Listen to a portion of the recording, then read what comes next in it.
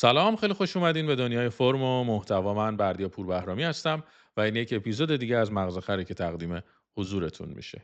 توی اپیزود قبلی تا جایی رفتیم که در یونان باستان پدیده‌ای به نام نوشتن داره ظهور میکنه و قرار شد که برگردیم و ببینیم که یه فیلسوف بزرگی مثل افلاطون با پدیده نوشتن به عنوان یک رسانه یا تکنولوژی نوظهور چجوری داره مواجه میشه و راجبش چجوری صحبت میکنه. اما قبل از اون میخوام یه تیکه از کتاب فیلاسافی آف مدیا رو براتون بخونم. یه نکته خیلی باحال توش هست.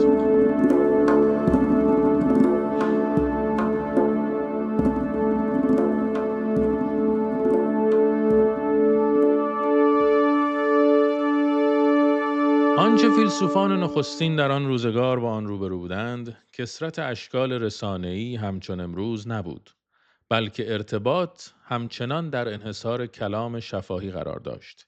از این رو پیامد فراگیر شدن سواد، یعنی خواندن و نوشتن، چنان ژرف و شگرف بود که میراث این دگرگونی را همچنان میتوان در سنت فلسفی امروز باز جست. البته روشن است که سخن گفتن از این سنت به معنای سخن گفتن از تبارنامه است که سرشتی عمیقاً اروپا محور دارد. تبارنامه‌ای که دودمانهای گوناگون اندیشه غیرغربی را که در طول هزاره‌های گذشته تکامل یافتند بیرون می‌نهد و اغلب بر کاستی‌های ذاتی و غفلتگاه‌های خود پرده می‌کشد. کاستی‌هایی که سودای جهان شمولی این سنت را به پرسش می‌گیرند. نکته‌ای که داره میگه چیه؟ میگه ببین، ما برای اینکه این کتاب بنویسیم حواسمون هست که ما هم بر سنت تفکر غربی سواریم و سنت تفکر غربی کاملا اروپا محوره، یوروسنتریکه. یعنی تصورش اینه یا تصویری که میسازه اینه که همه چیز همونی که ما داریم و همه چیز از اروپا شروع شده. برای همینه که شما نگاه میکنید میبینید طرف تاریخ فلسفه، اسم کتابش رو گذاشته تاریخ فلسفه، بعد از یونان شروع کرده، از تالس شروع کرده و بعد چیکار کرده، راجع به چی صحبت کرده، راجع به چیستی هستی صحبت کرده، راجع به چیستی اه، زمین و هوا و آب و فلان و اینا صحبت کرده، از عنصر اصلی حیات صحبت کرده، از اینکه انسان چیست، روح چیست، نمیدونم خیر و شر چیه، خوب و بد چیه، اخلاق چیه، من یعنی چی، راجع به همینا صحبت کرده. خب نگاه میکنی اگه به اینا میگین فلسفه، که خب قبل از شما هم داشتن این کارو میکردن. اینجوری نبوده که از اولین نفرها مثلا شما باشید، از شما شروع شده باشه این قضیه. و این در واقع نویسنده دارن همینو میگن، یعنی دارن میگن ببین ما حواسمون هست که وقتی از تالس شروع میکنیم ما هم داریم تن میدیم به تفکر یوروسنتریک یا اروپا محوری که هر آنچه که تا قبل از تالس اتفاق افتاده رو ندید میگیره و هر آنچه که از زمان تالس در جاهای مختلف دیگری غیر از اروپا هم داشته اتفاق میافتاده هم نادیده میگیره و خود این یه سری کاستی های ذاتی براش به وجود میاره و قفلت هایی رو در پی داره. اما حالا این کار ولی میگه دیگه یه آیدی هم داره که حالا ما با همون آیدی میریم جلو، که ما هم در واقع توی این مجموعه چند ویدیویی یا چند اپیزودی در واقع با همون آیدی ها میریم جلو. میگه ما نیز بر این اساس اذعان داریم که بحث ما درباره فصل مشترک رسانه و فلسفه حکایت از منظری مشخصاً محدود دارد. منظری که نمیتوان آن را به سادگی به مقیاس جهانی تعمیم بخشید. با این همه بر این باوریم که فرایندهای نامتقارن جهانی شدن که امروز شاهد آنیم و پیوندشان با منطق محاسبات رقمی، یعنی دیجیتال، و شبکه‌های پرسرعت به نحوی با همین سنت فلسفی گره خورده است که تحلیلی موشکافانه را طلب می‌کند. نسبتاً هم درسته. اون چه که در پیوند با رسانه و فلسفه بحث میشه اساساً نگاهش به همین تفکره. یعنی خیلی مثلا چه میدونم ملا صدرا رو در نظر نمیگیره رسانه امروز. برای همینه که وقتی در نسبت با رسانه که خودش یه پدیده غربیه به معنی امروزیش غربی میخوایم صحبت بکنیم، خب مسلما سنت فکری غربی در پیوند بیشتریه. لیکن پیش از آن که به این بحث برسیم باید در باب خاستگاه‌های همین سنت تأمل کنیم، سنتی که مسیر اندیشه و فرهنگ غرب به گونه‌ای جدایی ناپذیر بر شالوده آن بنا شده. اینو میگه و بعد حالا بحث رو شروع میکنه. یعنی میخواد بگه که ببین ما حواسمون هست که نگاهمون محدوده، بقیه جاها جورای دیگه‌ای داشتن فکر میکردن یا همین جوری داشتن فکر میکردن، ولی داشتن فکر میکردن. فلسفه از ما شروع نشده که میگم اسم کتاباشونو میذارن تاریخ فلسفه، بعد از تالس شروع میکنن یا دیگه خیلی مثلا حال بدن میذاره تاریخ فلسفه غرب. بعد تو مثلا باز یادت میره که این سوالو باید بپرسی که خب آخه این غرب و شرق رو کی شروع کرد، اصلا کی قبول کرد، کی رفت تو این بازی، کی نرفت تو این بازی. خلاصه اینجوری این داره اذعان میکنه، میگه ببین ما حواسمون هست، این نگاه محدودیت داره فلان اینا، ولی دیگه توضیح میده که چرا پس ما این کارو میکنیم.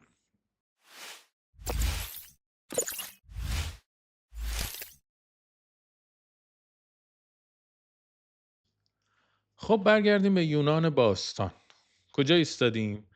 جایی که هنوز نوشتن به ابزار اصلی ثبت و انتقال دانش تبدیل نشده و فرهنگ کاملا شفاهیه.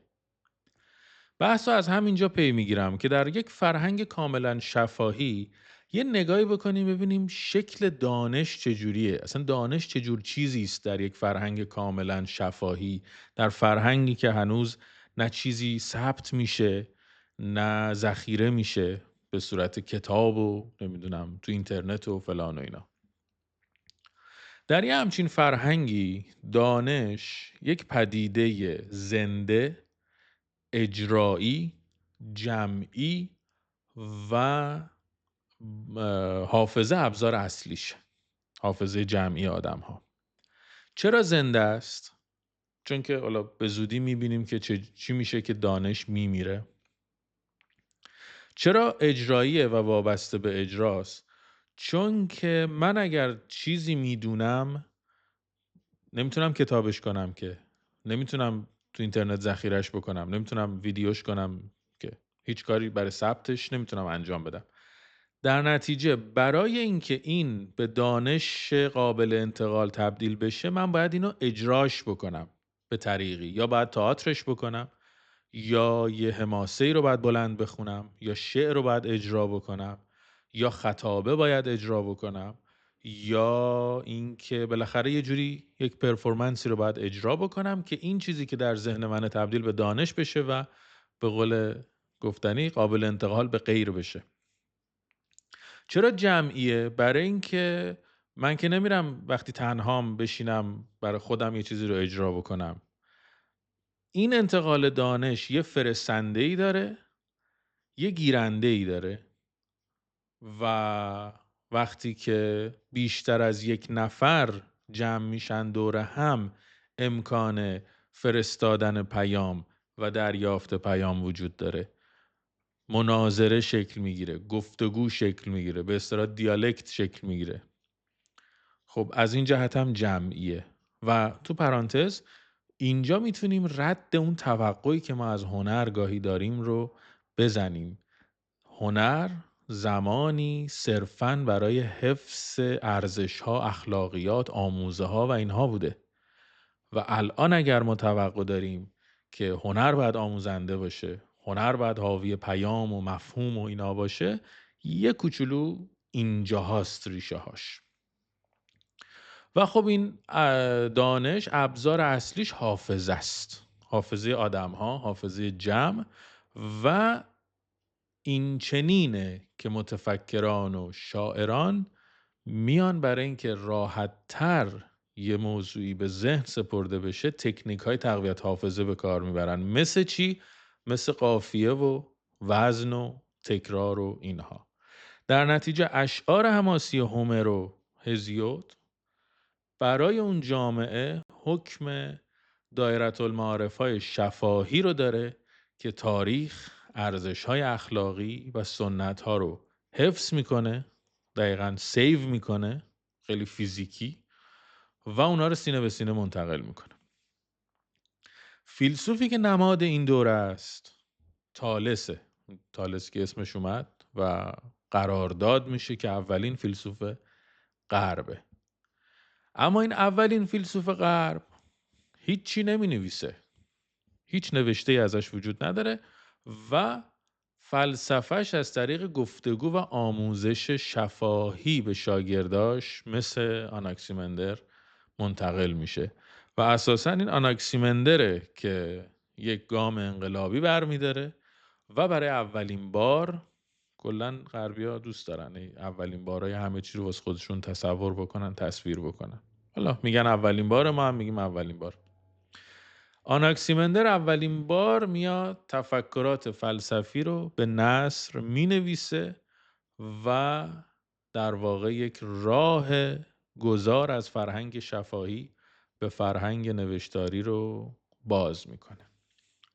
و درباره نوشتن یه نکته رو بگم خیلی بامزه است. این که خب ما میدونیم قبل از اینکه در یونان الفبا اختراع بشه ملت‌هایی هستن که دارن مینویسن، خط دارن و دارن اندیشه و دانششون رو ثبت میکنن. منتها یه فرقی داره الفبایی که توی یونان اختراع میشه و اون هم اینه که آوانگاری داره.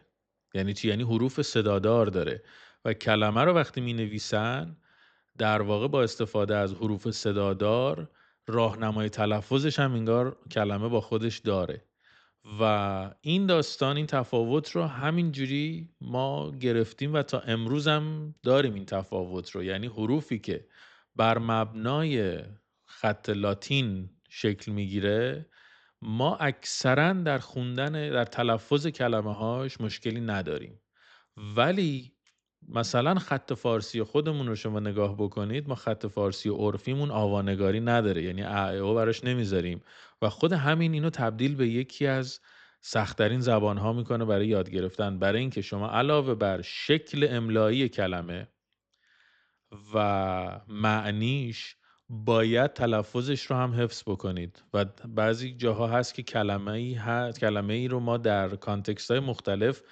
تلفظهای مختلف براش داریم.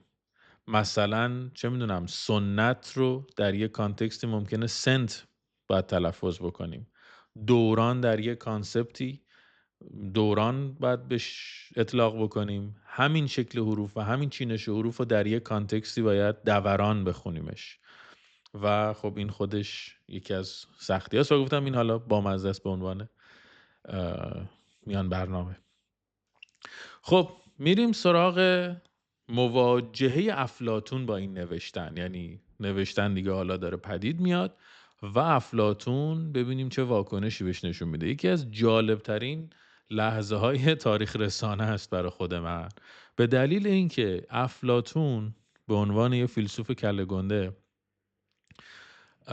و از اون طرف نوشتن به عنوان تکنولوژی جدید، ابزار جدید، رسانه جدید و مدیوم جدید، یه حالت متناقضی رو این دوتا با هم دارن در مواجهشون. افلاطون بیشترین استفاده رو از نوشتن میکنه، رس نوشتن رو میکشه، حالا بهتون میگم چجوری، و از اون طرف تندترین انتقادها رو هم به نوشتن داره. الان با هم نگاه میکنیم.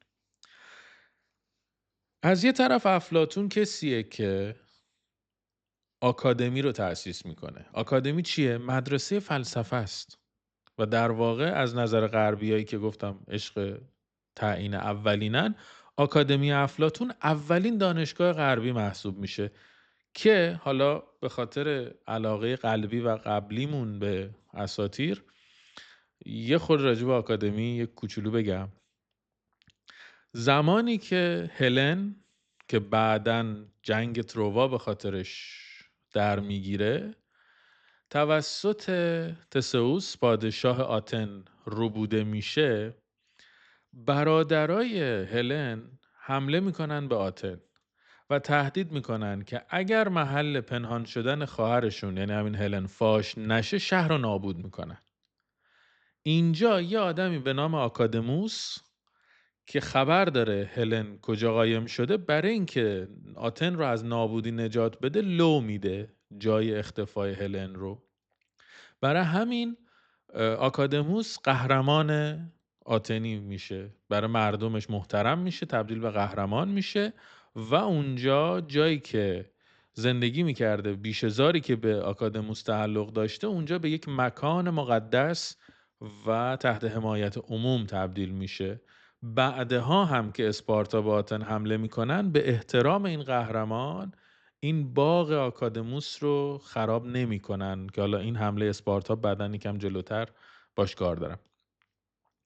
و زمانی که حدود 387 قبل از میلاد افلاطون تصمیم میگیره مدرسه فلسفه‌شو تأسیس بکنه، یه ملکی رو میخره خارج از دیوارهای آتن.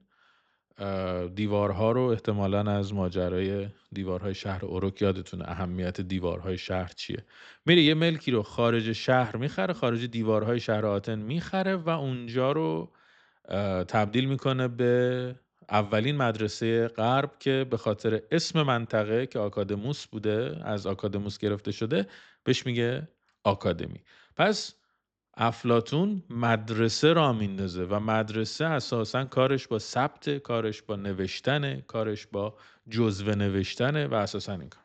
از این طرف افلاطون خیلی شیفته روش و شخصیت استادشه، یعنی سقراط. خود سقراط که حالا داستان ادامشو آخر این اپیزود میگم، یعنی یه تیکشو میگم، آدمیه که هیچی نمی نویسه، نوشته ای نداره و بعد از اعدامش افلاطون یه احساس خطری میکنه. احساس خطرش هم اینه که میگه اگر من اندیشه سقراط رو ثبت نکنم در تاریخ سقراط به عنوان یه مفسد فی الارض شناخته میشه و من وظیفمه که کاراکتر سقراط رو از این ننگ نجات بدم، از این در واقع اسم سقراط رو نجات بدم. میاد چیکار میکنه؟ میاد یه مجموعه رو مینویسه به نام محاورات، دایالوگز.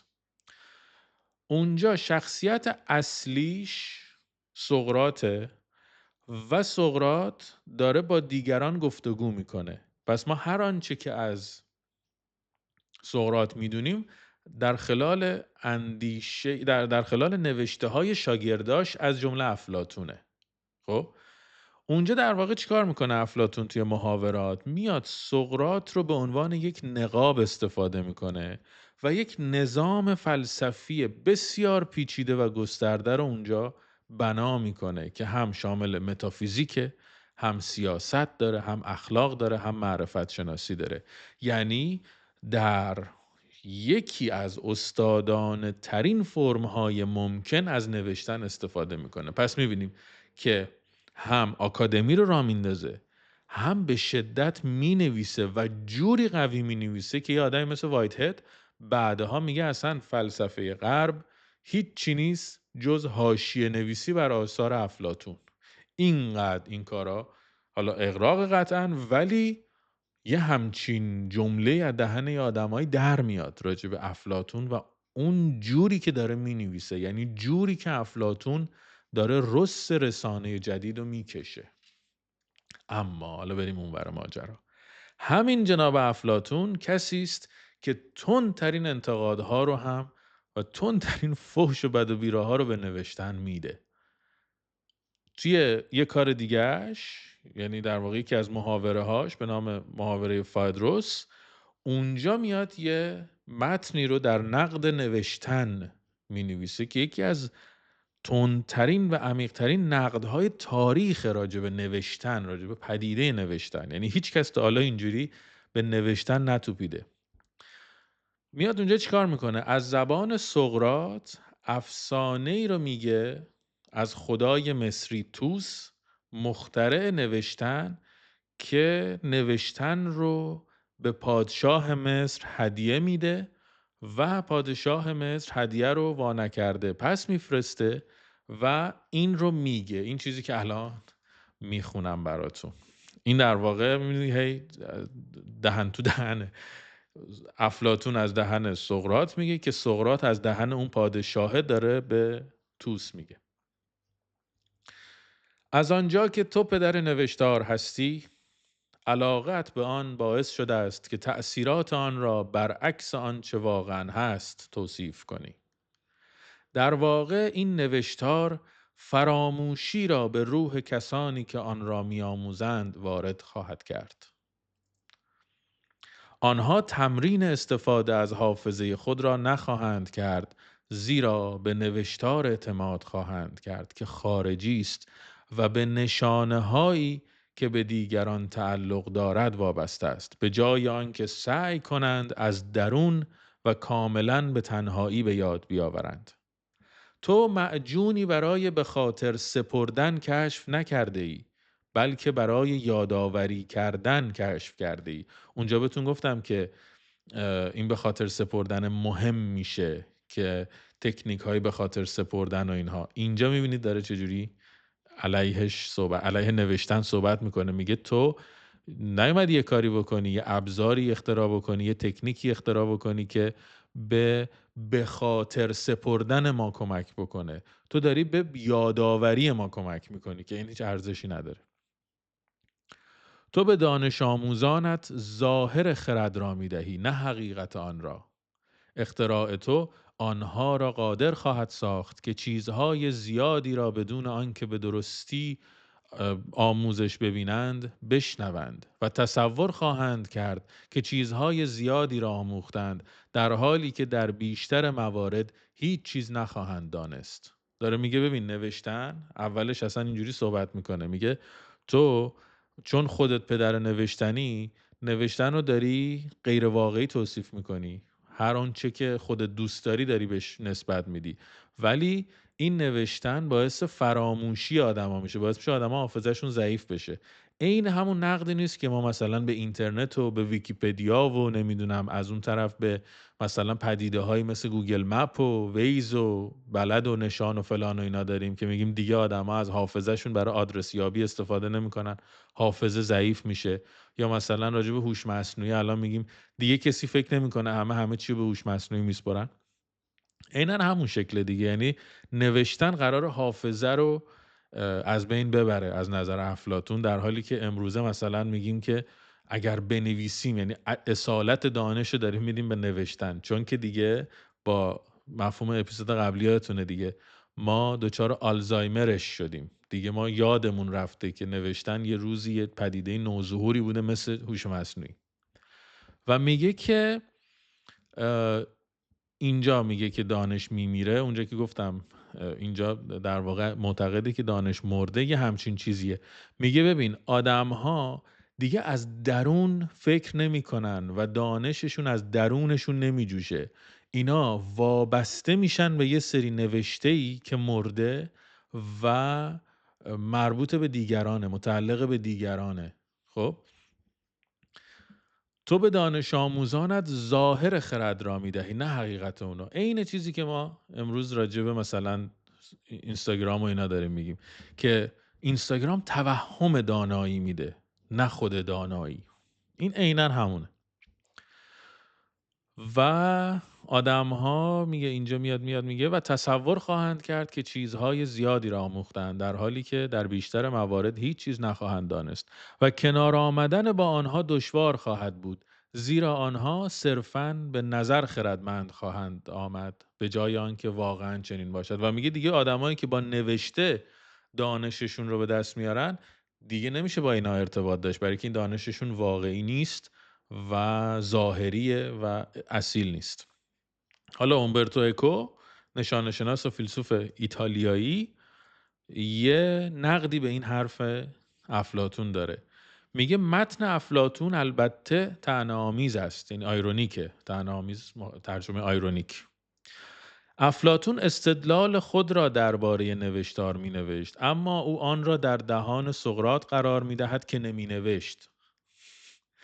میدونی یعنی مچشو میگیره، تناقضشو اینجا میگیره، میگه که افلاطون داره از قول سقراط راجب نوشتن بد میگه، در حالی که سقراط هیچی ننوشته اصلا. بنابراین افلاطون ترسی رو بیان میکرد که هنوز در زمان او باقی مانده بود، ترس از نوشتن. تفکر، حالا داره رد میکنه حرفشو، میگه تفکر یک امر درونی است. متفکر واقعی اجازه نمیده که کتابها به جای او فکر بکنن. این حرفیه که اومبرتو اکو سال 1994 داره میزنه. 1994 زمانیه که تقریبا سالهای ابتدایی تولد اساسا اینترنته و امروز ما داریم راجع به هوش مصنوعی همچین چیزی میگیم. یعنی میگیم که آقا نذارید که مثلا چت جی پی تی یا جمنای به جای شما فکر بکنن، نباید به جای شما فکر بکنن. و میبینیم که چقدر انگاری که همه چی داره تکرار میشه. حالا از اون طرف اینم مهم میشه که وقتی که میگیم افلاطون، اینم بگم که چرا میگه مرده، معتقد مرده، دانش در نوشتار مرده، برای اینکه میگه که دانش باید در گفتگوی زنده به وجود بیاد. چرا؟ چون که گوینده و شنونده در یک ارتباط رفت و برگشتی و دیالکتیک اینا رو هم تاثیر میذارن و میگه که ما نمیتونیم وقتی که یک متن مکتوبی رو میخونیم روش تأثیری بذاریم. یعنی من یه سری سوال ثابت دارم یه سری سوال میتونم بکنم از متن که اون متن جواب ثابت میده به من به صورت زنده در گفتگو با من پیش نمیره. خب و این حالا بعداً البته نقض میشه با در واقع تئوری هرمنوتیک. یعنی اینکه من چجوری اون متن رو تعویل میکنم، خود متن میتونه در شکل‌های مختلفی حرف بزنه. به به برداشت من از معنی متن خیلی وابسته میشه اینکه یه متن چی میخواد بگه، که بهش برمیگردیم به این بحثه. اما اینو میخواستم بگم که وقتی که میگیم افلاطون معتقده که کلام باید شفاهی، زنده و در گفتگو و دیالکتیک باشه، هر چیزی رو نمیگه. خب اینجوری نیست که هر کی هر حرفی بزنه، هر شکل شفاهی فقط داشته باشه کلامش برای افلاطون ارزشمند باشه. اون چه که به عنوان ارزش شفاهی وجود داره که بعداً خب در شکل مکتوبش هم پیگیری میشه، یه مفهومیه به نام لوگوس. خب که این لوگوس خیلی واژه کلیدیه در فلسفه یونان که ترجمه های مختلفی در جای مختلف میشه براش داشت. یکی کلام، سخن، منطق، عقل، دلیل و نظم کیهانی. چرا لوگوس محوری و کلا میگن فلسفه یونان لوگوس محوره؟ چرا این لوگوس محوری شکل میگیره؟ برای اینکه یک در واقع مثلا فیلسوفی مثل هراکلیتوس معتقده که جهان هرچند در ظاهر در حال تغییر و آشوبه، اما یه نظم و قانون پنهان هم داره که این نظم همون لوگوسه. و اونا افرادی که مثل هراکلیتوس فکر میکردن، اونا باور داشتن که این نظم کیهانی از طریق کلام عقلانی و منطقی که به اونم میگن لوگوس قابل کشف و بیانه. یعنی یه لوگوسی باید توی ابزاری که من استفاده میکنم باشه، یعنی کلام عقلانی و منطقی باید داشته باشم تا از طریق لوگوسی که کلام عقلانی و منطقیه برم سراغ کشف لوگوسی که نظم کیهانی است. این نظم کیهانی رو توی گیلگمش یادتون میاد دیگه، میها رو اونجا داشتیم که میها چیزهایی بودند که از خدایان به ما رسیدن و تصور میشد که نظم اینا باید حفظ بشه و هر چیزی یک جایی داشت. هر کدوم از میها یک جای خاصی و یک شرایط خاصی در جهان داشت که کسی نباید اون نظم رو به هم میزد و نظم کیهانی باید حفظ میشد و هر جا مصیبتی بوده یک جایی از نظم کیهانی به هم خورده دیگه، که این میاد توی فلسفه یونانی میشه لوگوس.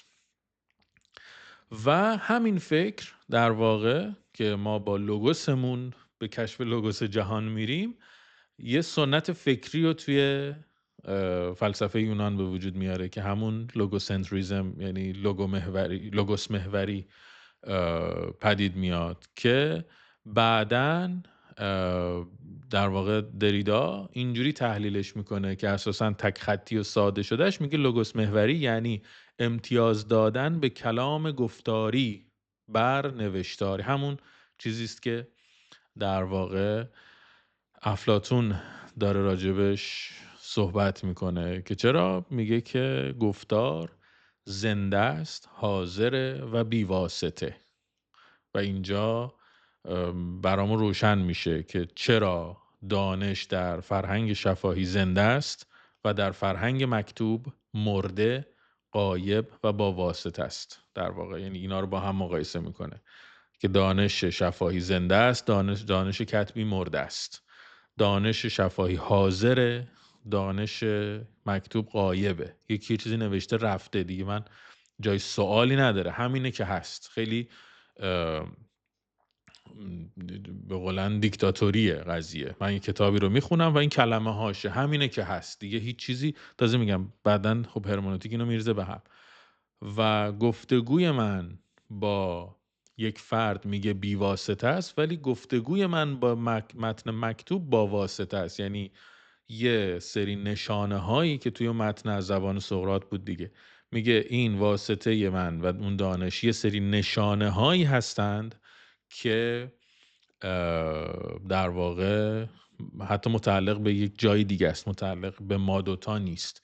و خب اینجا در واقع میشه اینجوری ردشو زد که اولین بار هاست که تفکر انتزاعی بعد از نوشتن هم داره به وجود میاد دیگه. یعنی چی؟ یعنی من دارم یه سری نشانه میبینم و به درخت فکر میکنم، دال، ر، خ، ت، اینا کنار هم قرار گرفته که خودش به خودی خود حامل هیچ معنایی نیست. ولی وقتی من دارم به درخت فکر میکنم، کلمه درخت رو مینویسم و شما کلمه درخت رو میخونین، ما در یک انتزاعی داریم اندیشه رد و بدل میکنیم. خب این در واقع پس میگم یعنی اون چیزی هم که افلاطون داره بهش میگه کلام بر نوشتار برتری داره، کلام باید لوگوس باشه، سخن باشه، سخن با که تعریف شما خیلی خوب بعدن توی چیز هم داریم دیگه، توی مقدمه مخزن الاسرار نظامی، جایی که داره سخن رو تعریف میکنه و جایگاه سخن رو تعریف میکنه، دقیقاً به نظرم میاد که خیلی به مفهوم لوگوسی که در ذهن فیلسوفای یونانه نزدیکه. از این چه که گذشت، ما چند تا درس داریم برای رسانه. یکی این که رسانه ها خنثی نیستند. خب رسانه ها خنثی نیستن و هر مدیومی ما انتخاب میکنیم روی نحوه تفکر، روی یادگیریمون و روی درکمون از جهان عمیقاً تأثیر میذاره. یعنی چی؟ یعنی اگر که ما یک کتاب رو بخونیم، یک جور درک و دریافت داریم متفاوت از زمانی که همون کتاب رو به صورت کتاب صوتی میشنویم. اونجا درک و دریافت متفاوتی ازش داریم. این که ما یک گفتگویی رو ببینیم، یعنی یک مناظره رو تصویری دنبال بکنیم، درک و دریافتمون فرق میکنه با زمانی که صرفاً اون گفتگو رو میشنویم یا به صورت مکتوب میخونیمش. پس به خودی خود حتی مدیوم رسانه هم خنثی نیست و نوع درک و دریافتمون فرق میکنه. حالا چه برسه به این که بعداً در واقع بایوس های دیگه ای اضافه بشه به این ماجرا که تولید کننده چه بایوس هایی داره، پیام چیه، میخواد چی کار بکنه، زبان رسانه میاد وسط فلا اینا. و این نکته ایه که در واقع افلاطون داره بهش اشاره میکنه. یقه‌ای که از نوشتن میگیره همینه که میگه ببین، نوشتن یه جور دیگه ایه، یه جور دیگه ما رو هدایت میکنه، دستکاریمون میکنه که اون بکر بودنش در گفتگوی شفاهی اتفاق نمیفته. هراسی که امروز ما از رسانه داریم، حداقل بر اساس این رفرنس، حداقل یه هراس 2500 سال است. یعنی همون نگرانی هایی که افلاطون درباره نوشتن داشت، یعنی از بین رفتن حافظه، دانش سطحی، ظاهر دانایی یا توهم دانایی، امروز ما درباره گوگل و شبکه‌های اجتماعی و هوش مصنوعی و اینا هم همچنان همون ترسا رو داریم. رسانه ها میدان نبرد حقیقت و اقناع هستند. این رو توی اپیزود بعدی مفصل تر بهش برمیگردم، جایی که ما دعوامون سر اینه که حقیقتی آیا وجود داره در رسانه یا نه. صرفاً بحث اینه که کی بتونه اقناع بهتری انجام بده، قانع کنندگی کدوم رسانه بیشتره که در پی اون انگار حقیقتی داره برساخت میشه. و پارادوکس خالق منتقد که برای خود من جذابتره، به خاطر اینکه بلا تشبیه اون چه که نقد رسانه خود من دارم انجام میدم با این روی کرده، من علاقم رسانه است، زمین بازیم رسانه است و دوست دارم تا جایی که میتونم، تا جایی که توانشو دارم، از رسانه‌های مختلف، مدیوم‌های مختلف، چه متنی، چه تصویری، چه ویدیوی کوتاه، چه ویدیوی بلند، از رسانه استفاده بکنم، کیف بکنم باهاش، تولید محتوا بکنم و رست رسانه رو بکشم و در این حال تندترین انتقادها رو هم بهش بکنم. کاری که افلاطون با نوشتن کرد، یعنی بزرگترین تأثیرگذاری رو از طریق نوشتن، بزرگترین تأثیرگذاری ممکن رو از طریق نوشتن یکی مثل افلاطون میذاره، با آکادمیش که مرورش کردیم، با نوشتن محاوراتش و مجموعه آثار دیگهش توی کتاب جمهورش که حالا توی اپیزود بعدی بیشتر راجبش صحبت میکنیم و در این حال بزرگترین منتقد نوشتن هم درست همون در بدو پیدایش نوشتن خود جناب افلاطونه و هم افلاطون با نوشتن قدرت این رسانه رو به اوج میرسونه و همزمان درباره خطراتش، محدودیت‌هاش و تأثیرهای بدی هم که داره صحبت میکنه. اینجا میخوام قصه دادگاهی شدن سقراط و ابتداشو بهتون بگم که در اپیزود بعدی ادامش بدم. آتن به تازگی از اسپارت در جنگ‌های پلوپونزی شکست میخوره. شهر دچار بحران اقتصادیه، دچار بحران سیاسیه و دچار بحران هویتیه. توی همچین فضایی که بی‌ثباته، مردم به دنبال یک مقصر و یک سپر بلان و تحملی برای کسی که ارزش‌های سنتی رو داره به چالش میکشه وجود نداره. از اون طرف برعکس، سقراط یه فیلسوفیه که در کوچه پس کوچه های آتن پرسه میزنه، با روش دیالکتیکش، یعنی همون گفتگو و جدل، افراد رو به چالش میکشه تا جهلشون رو بهشون نشون بده. شعار معروفی داره، میگه میدانم که نمیدانم و خودش رو خرمگس آتن معرفی میکنه که میره و با نیش خودش، با سوالای نیشدارش، شهروندا رو میخواد از خواب غفلت بیدار بکنه. و این وسط صدای مردم در میاد. جرمش چیه؟ سقراط میره پیش سیاستمدارا، درباره عدالت میپرسه و میخواد بهشون نشون بده که هیچ درک درستی از عدالت ندارن. میره پیش شاعرها و درباره زیبایی سوال میکنه و اونجا میخواد نشون بده که شاعرها درکی از زیبایی ندارن و الهامشون از روی دانش نیست. میره پیش صنعتگران، مهارتشون رو به چالش میکشه و ثابت میکنه که دانششون محدود به حرفشونه و درکی از مفاهیم بزرگتر زندگی ندارن. این کارش باعث میشه که عموم احساس تحقیر بکنه و همین کار باعث میشد که دشمن براش تراشیده بشه. در نهایت 3 تا از شهروندای آتنی به نام ملتوس، آنیتوس و لیکون رسما ازش شکایت میکنن و متهمش میکنن. اتهاماش چیه سقراط؟ اتهاماتش 1. بیدینی و عدم باور به خدایان آتن. 2. معرفی خدایان جدید و ابداعی. و 3. فاسد کردن جوانان آتن. با آموزش همه چی رو داره زیر سوال میبره و اینو یاد میده، یعنی داره آموزش میده که همه چی رو چجوری ببرید زیر سوال. خودش آموزش میده، همه چی رو میبره زیر سوال و اینو آموزش میده که چجوری میشه همه چی رو برد زیر سوال. این اتهاماتی که بهش میزنن سقراط رو به پای میز محاکمه میکشونه تا در برابر 500 نفر از شهروندان آتنی از خودش دفاع بکنه و ماجرای دادگاهش، دفاعیاتش و سرنوشت نهایی سقراط بماند برای اپیزود بعدی.